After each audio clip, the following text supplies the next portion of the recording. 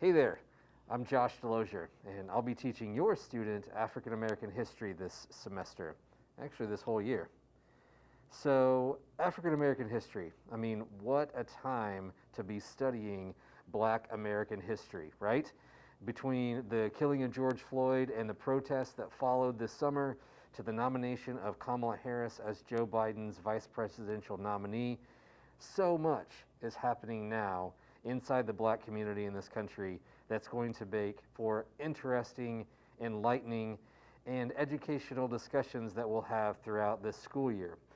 In this course, we really go all the way back to the origins of ancestral people, looking at the first people to come out of the African continent, quickly moving up through the beginning of the African slave trade, going into the New World, not just to the United States, but to South America and the Caribbean as well, moving up through Black history in the 17 and 1800s through the Civil War, and obviously continuing then through the turn of the century into the 1900s, through the Civil Rights Movement of the 1950s and 60s, all the way up through modern Black Lives Matter movement.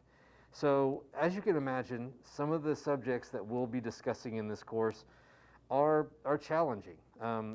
They could be called controversial, but hopefully what you'll notice is that we don't look at them through a controversial lens. We're looking at them through a historical lens. How does the history of the African American experience in this country lead to modern day experiences for Black Americans in large cities, in rural areas, in politics, in economics, through anything between the civil rights movement and redlining, all the way up through, even looking at the use of modern day sports. And we see NFL athletes today who are opting out of playing this season because of the detrimental effects of coronavirus on the Black community. So we're going to be discussing all kinds of interesting things. I'm sure that your students will be coming home and talking about what they learned, what we discussed in this course. And if you hear something that piques your interest, or you hear something that you want to know more about, feel free to reach out to me. Email is obviously the easiest and fastest way to get a hold of me. It's just simply my first initial J for Josh, J DeLozier, DeLozier at BethanySchools.com.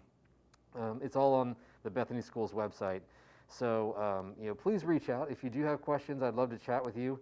I'm sorry that I can't meet with you this evening, but I think that if you do have questions, and if your students do have questions, that we'll be discussing some very interesting things this school year indeed. So thank you for allowing me to teach your student, and hopefully I'll get to see you soon. Thanks so much.